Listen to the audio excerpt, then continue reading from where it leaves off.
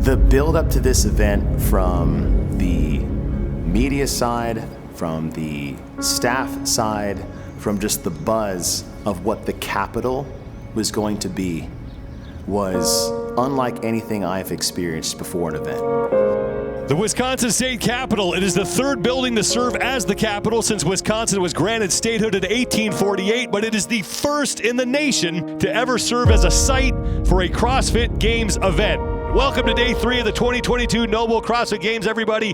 We're going to start with 20 pig flips, followed by a 3.5 mile run from the Alliant Energy Center to the Capitol. When you get there, you're going to pick up 2 jerry can sandbags. You're going to walk those 200 meters. You'll drop them. You'll run to the next bag, which isn't too far away. You'll pick up that Fuselier stone, the big orange bag, 200 pounds for the men, 150 for the women. And it's 200 meters up the stairs of the Capitol and over the finish line. I don't think we've ever had anything this epic in scale and this epic in like visuals. How cool is this gonna be for all the athletes when they show their grandkids this stuff, you know what I mean? Like pictures of them carrying a Fuselier up the steps of the Capitol in Madison, Wisconsin. This wasn't just a parade for the athletes to run through the streets and be celebrated. It was a really hard test. This is gonna be chaos. Yeah, people collapsing, smoked. We had just seen a screener for the documentary where Tia had mentioned that she was in the middle of the lake the year before, and she just had this moment of gratitude that she's fit, she's competing in a sport that she loves, and she's in the middle of this lake doing something epic that she would never find herself doing except at the CrossFit Games. And that thought was in the back of our mind going, that's the type of gift you want to give the athletes. They've worked so hard, they're so dedicated to training, and you want to give them an extraordinary event that is something that is never going to be repeated. It's a true original, never to be redone, and also something that they'll remember for the rest of their lives. Probably one of the more extensive tests that we've seen. We've got 2 brand new implements involved in this thing, the Fuselier bag and the jerry cans. And to watch those athletes carry these to the top of the steps will be, without a doubt, a special moment. It is a long way to the top with that Fuselier bag. It'll be a good event. I think it's going to go down as one of the most iconic moments, certainly from this week. And there's people telling me maybe ever. It's not for me to call.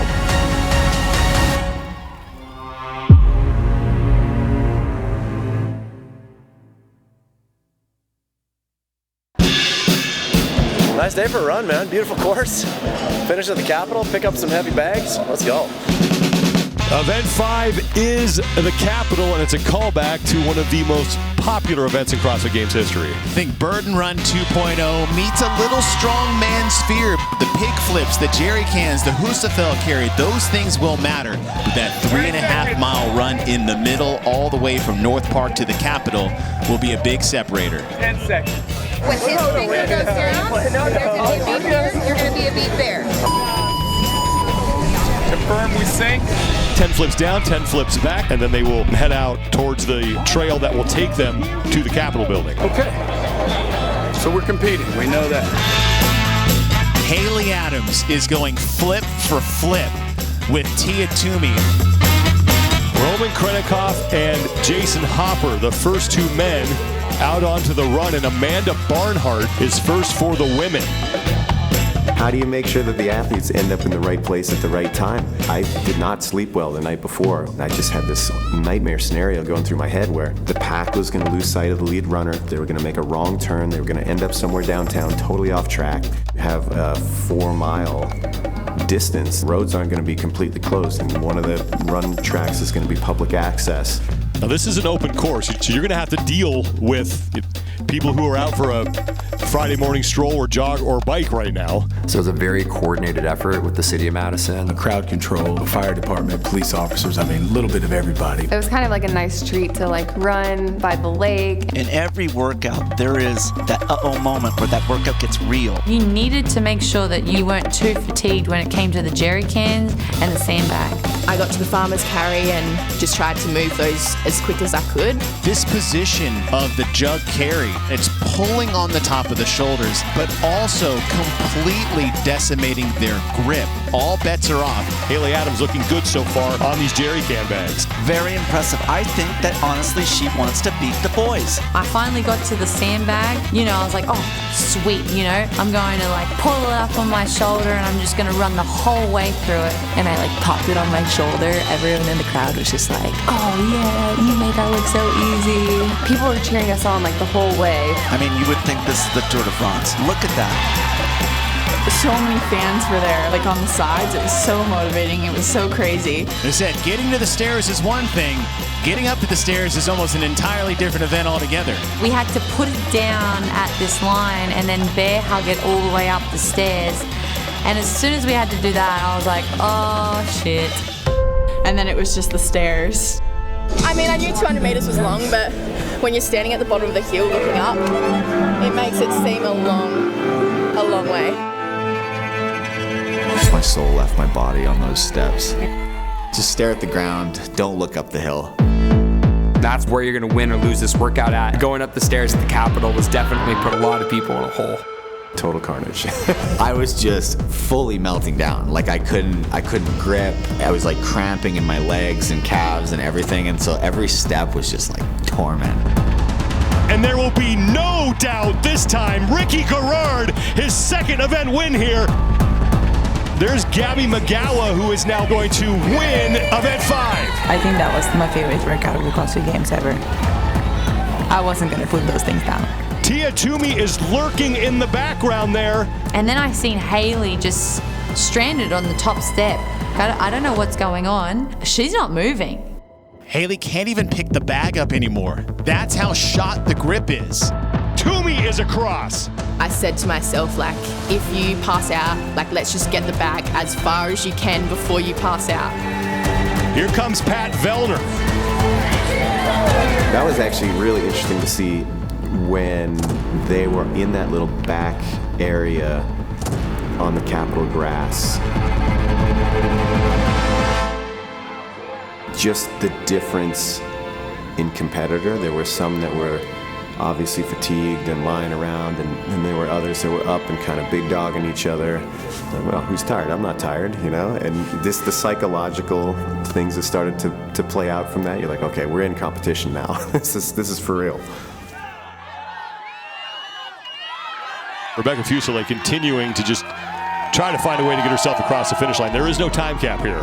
And the reason for that is the totality of the event and the toll that it takes on these athletes is part of the thing that every athlete should experience going through. How detrimental that sandbag carry is up the stairs, and what was coming in the North Park Stadium coming up. Ring muscle-ups. And if you don't have to go through this, you're at a massive physical advantage going into that event. So having no time cap and forcing them to complete this is part of the test that every athlete needs to take. We had one athlete left on the final heat. Rebecca Fuselier was at the bottom of the Capitol stairs. I can remember distinctly. Immediately to my left was a group of kindergarten age kids maybe. They just started chanting, "You can do it." The synchronicity of that moment to be there with that effort and that crowd and these kids that I don't think had planned to see what they were seeing. I think they were just, en route to whatever they were doing that day. And the spectacle was there, and so they were in it now. You've got everybody across the finish line except one athlete. And the crowd was cheering her on, and she's steadily moving up. And you could see her affected. You could also see that the crowd felt like they were just doing what was right. So I was a little bit nervous. I went over to her and I just said, hey, like real talk, are you gonna make this? Like, are you okay? With full confidence, she's like, yeah, of course. I said, okay, so let's let it ride.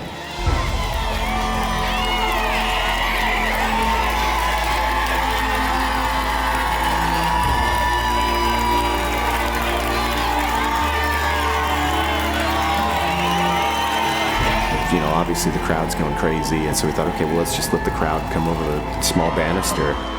They filled in behind, and they brought her over the finish, and it was wild. And here comes the crowd behind Rebecca Fuselier. This is fantastic.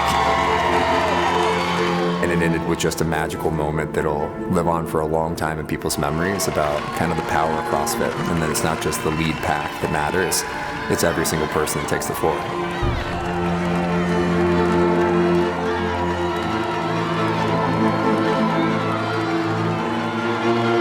Rebecca on the stairs with the community behind her, you can take that to somebody and just explain what happened and say, this is what CrossFit is. For our community, that's probably going to be one of the top 10 moments in CrossFit Games history. It has nothing to do with placement on the leaderboard, and everything to do with the mentality that, like, yes, it is worth embracing, it is worth doing. I think the CrossFit community really inherently understands that. They understand that the challenge is worth it. Just kind of part of the culture of what we do. It's not just at the seminars, it's also at gyms. It happens naturally all over. Who won Capital? Exactly. Who got last? I think everybody can answer that question. Event 5, the Capital, is in the books. And what a finish. Excellent, man. Trust that. Even sometimes those that don't come in first place, the tendency is to think that what they're doing is still not 100% magnificent. But our community, in and of itself, is unique in that they will cheer for the person that is the very last as much or more than the person that's in first place. And that's badass. That's the CrossFit way.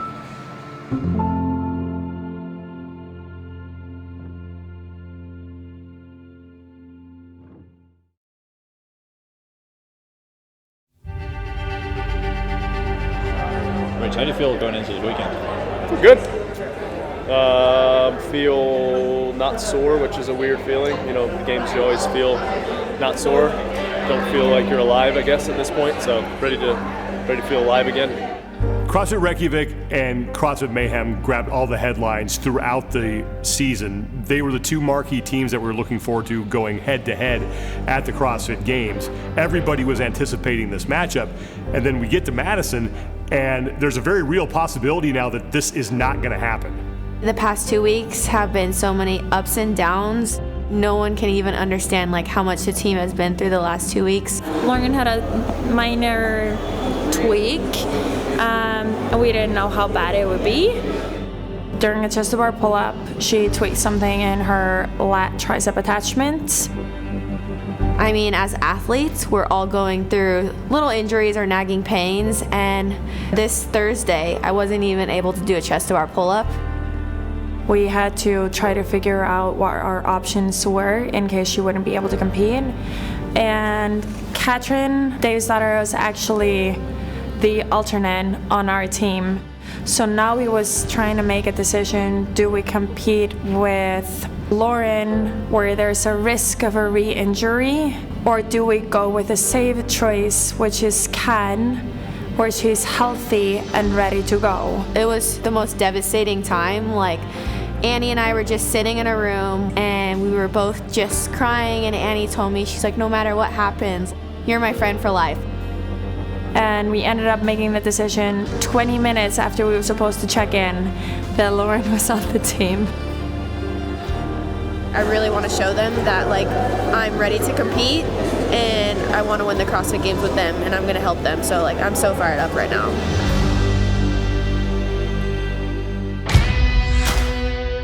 Event 1, we're gonna bike, we're gonna bob, we're gonna tote a bar. CrossFit Mayhem Freedom, 279-point win last year, biggest in history. They are the unstoppable force, the immovable object, though. That may very well be Iceland Annie and her team from CrossFit Reykjavík. What also made this decision so difficult is that we really care about each other. So if you would take the emotions out of this, Kat would have been the right choice. However, we're not robots. There are emotions involved, and we want to do this together. And now an absolute sprint. Here comes mayhem. Rich Froning and company. Reykjavík not doing as well. They started off very well, but seemed to fall away at the end. Has it got anything to do with Lawrence fatigue? We'll have to find out. This was definitely not the start we wanted. Taking 7th is not what we wanted. All 4 athletes did what they could out there. Not what we wanted. We made some mistakes. We live and we learn. It is event 4, but it is the second event that the teams will take on here this week. This is the first time that P-bars are making their debut at the CrossFit Games. You'll notice the teams are the first ones to use this new apparatus, and you'll notice that it has a little bit of a bend in the middle, so these athletes will have to stay tight in their core and their arms as they traverse across these bars. Gymnastics heavy. Guys, this is a shoulders burner. What do you think, Frederick? I think you should go first. Okay. Get them out of the way. I'd rather get my pegboard out of the way. Okay. That is better. I'm very confident in my dips. But if you feel confident in yours, you can go second on the dips and I'll go last on the pegs. We can go do some dips right now. I'm a good dipper. You're a good dipper. If you're a good dipper, then it's fine. This is obviously the other heats of teams. We're a stronger team. Wednesday, event 2. That was probably the worst experience I've ever had at the CrossFit Games. Inside the Coliseum, event number 4 for the teams. Rich Froning smashed those dips. Barely rested, dropped off the P-bars, jumped right back up, traversed. Reykjavík is also making a move. We were wondering earlier about Lauren Fisher's shoulder. This is a ton of demand on the shoulders, and we wondered how her shoulder was gonna hold up with this. Obviously, Lauren can do dips. She did aid, but she was starting to struggle a lot towards the end on the last 2. She managed to push through them. She jumps up and she just starts going over again, and you can see that she's struggling even getting over. Her triceps are just smoked. Now she's got to make it beyond those red tape markers, and you can see the fight right now in Lauren Fisher. She's got to go back and retraverse the bars again. The penalty really crucial because she has to traverse every time she breaks a set. I think she took about 6 or 7 minutes to do 15 dips. The mistake was obviously not doing a kip on the dip, but also in the heat of the moment, take 1 minute and rest, collect yourself, and then you go again. And I just kept going over and over again, and I would get 1, then walk back over, get like 1, maybe no rep, and it literally just felt like the whole season was falling apart. Kip, Lauren, kip! Kip! Kip, that's what Comp Porter is saying, kip. Obviously, that was so difficult to just stand on the floor and not being able to help out. And she couldn't hear when you were trying to call to her. She thought she was kipping the dips and she wasn't. It was like things were just too rushed. While Taylor Williamson is crushing the dips, Lauren Fisher is still struggling for Reykjavík, and you can see Comp Porter, they have dropped the worm. I could feel first place disappearing. It's just really hard for me because I feel like the fittest and best I've ever been, and I couldn't even do 15 dips. It was like a disaster. These things can happen. It was very unfortunate that it happened for us. I didn't come here for this. None of us came here to participate. We come to win. I realize that it's near impossible for us to win the CrossFit Games now, but there are 200 points that have gone, and there are still 900 points at least up for grabs. And we do not give up. I never give up. I will continue. Day 2 of competition for the teams. Fast and strong. And all eyes on CrossFit Reykjavík here, needing to do a lot of movement because of where they struggled yesterday on the gymnastics event 4. They took a 30th place in last night's event, so really looking for redemption today, and there's no reason they can't do it with these 2 events. 260 for a jerk. Good day. That was nice. We'll see what Fisher does now. Always been known for her lifting prowess. And that is why Lauren Fisher, a massive bounce back for them. That was so fun. I mean, Con and Tola last minute, we were supposed to have Con split jerk and Tola front squat, and then all of a sudden the boys switched. Literally as we were walking out onto the competition floor, So like, why don't we switch? And we called an audible, and it made a huge difference, I think, to our overall total. Tola Moricano just did 365 like it was 110. What do we put on the bar for the second attempt? Tola, like, I swear, probably warmed up for like 5 minutes in the back, and he hit a 405-pound split jerk, which is crazy. Let's go!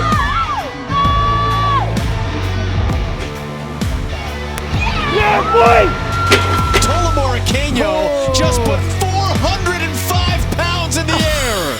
I knew that first one was too light. That's ridiculous. I think our ability to kind of narrow our focus on each successive test after that one and narrow our focus in on each, like the workouts that came after that event was really, really good. Transitioning from event number 2 to number 3, 1,600 meters, all 4 team members joined by a rope.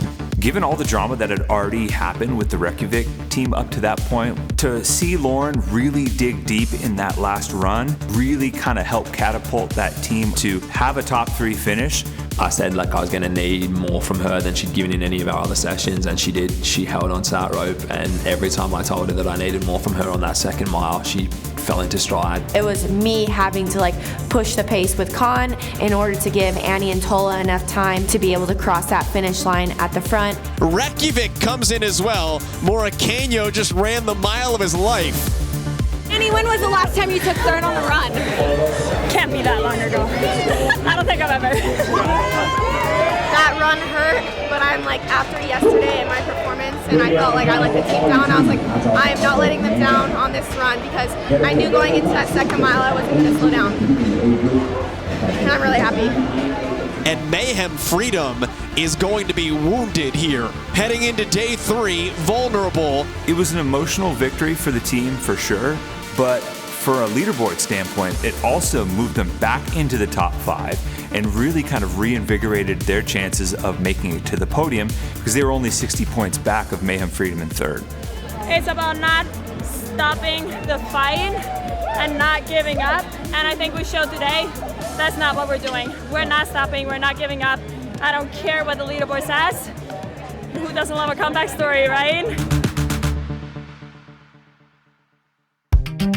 All right, so we got a handstand push-up element we're gonna do, and I've been waiting to do this for years. The CrossFit Games is, in many respects, an unknown and unknowable component to finding out what these athletes are capable of. So the handstand push-up is gonna be a strict chest-to-wall deficit handstand push-up. And the deal is that your head cannot touch the ground. For the ladies, when the top of your head reaches into the white, you've reached depth and you can come back to lockout. For the gentlemen, you gotta come through the white, and when the top of your head gets to the black, then you guys can press back out. I've seen many applications of people doing strict handstand push-ups, and one of the ways that they're trained commonly for gymnasts and acrobats is to a deficit, either on the parallel bars or over a block like that, without the head touching. You cannot take weight off of the upper body, and the range of motion is increased. The hard part is not going deeper than you need to. It's you'll get there. You'll probably do too much. The chest-to-wall aspect of it also forces the position much more than the back-to-wall. And so you combine those elements together, and it takes a really strong, stable athlete to be able to pull that off and look good doing it. A little deeper, Kelly. There it is. Yeah. The title I've seen is Make Handstand Push-Ups Great Again. Don't know if it's true, but that's what I've seen. If you're going to compete at the CrossFit Games, you have to be prepared for all versions of these movements. To bias your training to any 1, 2, or even 3 versions of it while leaving out the others has simply created a recipe or a blueprint for your failure. And that workout, to me, highlighted the fact that you should vary the styles of handstand push-ups you do so that you're not impacted when required to do something other than what you prepared for. Yeah!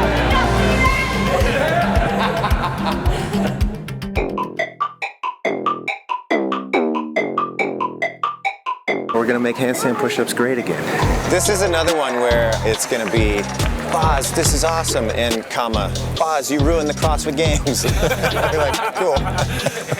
Check, check. So we have one event tonight. It's gonna be awesome. Really simple, we've got 2 movements. Start on green, at the beep, you're gonna run to the echo bike. If you're a gentleman, you're gonna ride 30 cals. If you're a lady, you're going 25. Then you're gonna hop off, and we're gonna make handstand push-ups great again. Show them. Block handstand push-up came out because I don't like the way people have been training handstand push-ups exclusively for competition. 1. The handstand push-up is a really difficult movement, and to reduce it to a movement that you can bang out 50 reps because you have a way to maximize your own leverage within the confines of the rule set that's given to you, and that's the only way you train that skill, I think is antithetical to what you're trying to do with CrossFit. Come on, Griff. 9 reps. We're not doing 9 reps, we're doing 10 reps. That is your event for the evening. We're calling it the Echo Press. Good luck, we'll see you out there. The hardest handstand push-up that's ever been at the Games. Always fun under the lights here in the Coliseum at the Alliant Energy Center as day number 3 for the individuals comes to a close. Shouldn't have any issues. Just go play it smart, take no risk, and just get it done.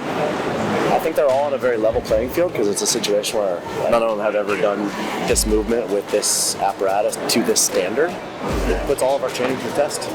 See how it goes. And here we go, 30 calories to start on the Echo Bike. Roman Krennikov, the first man to his initial set of 10 handstand push-ups. Tim Paulson is riding that thing. Yes! Send it, like the arms are gonna fall off. Dude, it was awesome. You guys see Tim Paulson? This guy's an animal. And Paulson's got a shot. Tim Paulson! Yes! Seeing Tim Paulson finish that Echo Press event was absolutely insane. He got 30 calories on the Echo Bike in 29 seconds. Tim Paulson testing the structural integrity of the Echo Bike. I thought he was going to rip a hole in the space-time continuum. And Toomey looking to go unbroken yet again as Alexis Raptis is just shaking out her arms, not even using them on the Echo Bike. Mal O'Brien is on the bike behind her. She still has 10 handstand push-ups to go, so this is a great opportunity for Tia to extend that lead.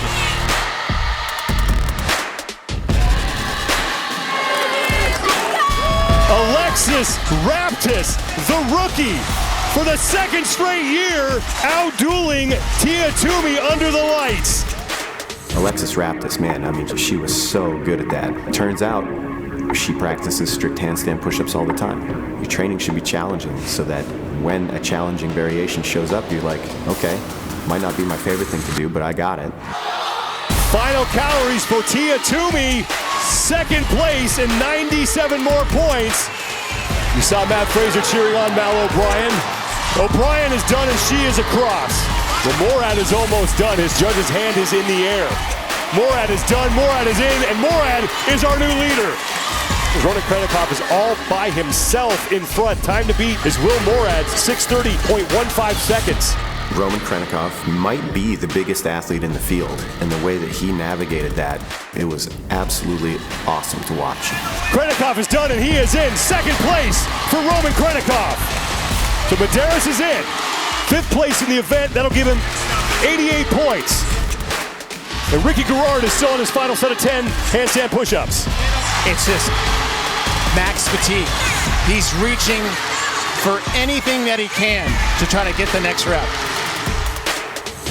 The Ricky Garrard came in with an 87-point lead, and that is going to get much smaller heading into the weekend. Justin Medeiros shaved 62 points off that deficit. As the dust settled on Friday, I think we got a pretty definitive answer as to how some of these favorites would respond to being a little bit lower on the leaderboard.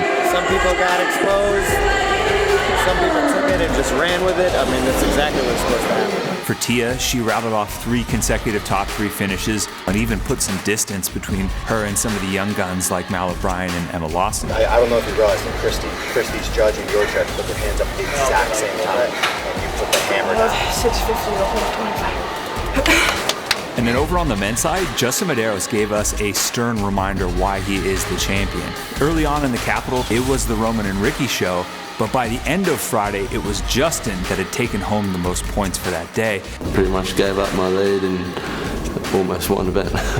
He wasn't going to get through this weekend without adversity, and here you go. Oh, legs. Oh, bad. Legs bad, shoulder good. Seeing the back and forth battle between those 3, I think everybody knew after Friday that we were in for something special. On the next, miles to Madison. It's hard to fathom how difficult it is to run the CrossFit Games. Die for points, you know? It's moving day. There's so many moving pieces. It's just all about the timing. It's a new time. 2.5 tons of gear that I need to get to here in 10 minutes. The pressure that was on these athletes to perform. Fight tooth and nail, get every fucking point available, okay? And Tia Tui missed. Right off the bat. Same high. Good. Well, every year there's certain events you have to load it up. No one is sitting down in this building right now. The crowd starts to rise up as the bag gets higher and higher. The big separator is going to be over 300 pounds. I was honestly extremely nervous and scared to get hurt again.